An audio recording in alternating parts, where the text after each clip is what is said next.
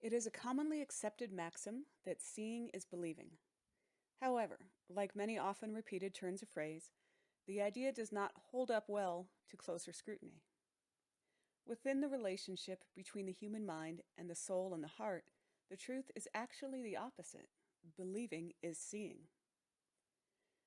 Consider the idea of personal programming. Beliefs and ideas about ourselves and the world are implanted in our subconscious minds before we reach the age of reason, which have a powerful effect on the way we experience our lives as adults. These personal programs can be positive, I am worthy and loved, or they can be negative, I am unworthy and afraid. Until we become aware of these programs and do the work required to change those that do not serve us, we are unable to alter our behaviors, attitudes, and the emotional experiences of our lives. If, for example, we have a subconscious program telling us that we can't trust other people, we will experience every relationship in our lives as one of betrayal. Even if the other person in the relationship is the most trustworthy individual we could ever hope to meet, our experience of relationship with them will be one of jealousy, suspicion, and the pain of constant betrayal. It is not the other person's action or inaction that dictates our emotional experience of the relationship. It is our own beliefs, based on our subconscious programming. In addition to our personal programs, we are also subject to cultural programs that dictate our experiences of life, limiting our ability to enjoy the full spectrum of human experience available to us.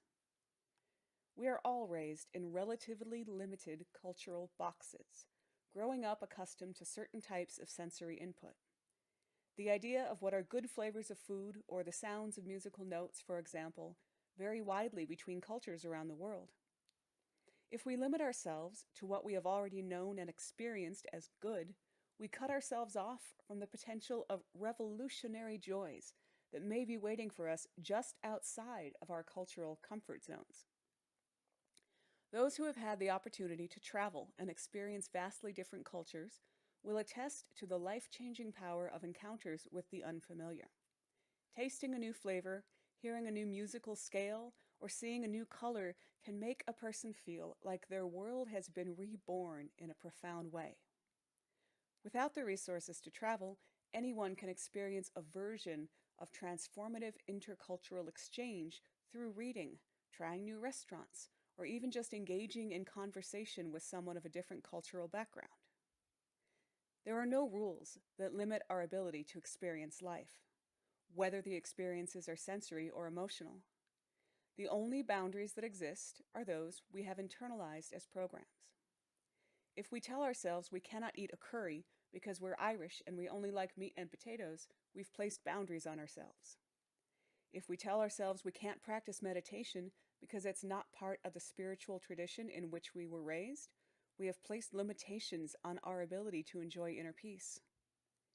If we have internalized the idea that God is a jealous, angry, voyeuristic judge who's constantly looking for an excuse to condemn us to an eternity in a lake of fire, how can we possibly expect to find love and comfort in God? No one but ourselves can remove these boundaries. If we want to experience life, love, and spirit in new and more profound ways, we must be willing to see and acknowledge our personal and cultural programs, discern the helpful from the harmful, and do the work to discard those which are no longer useful. Our programs dictate our beliefs dictate our emotions, and our emotions dictate our experiences. Until we are willing to choose love and work to change our self-limiting programs, no amount of wailing and gnashing of our teeth will affect any change in our actual life.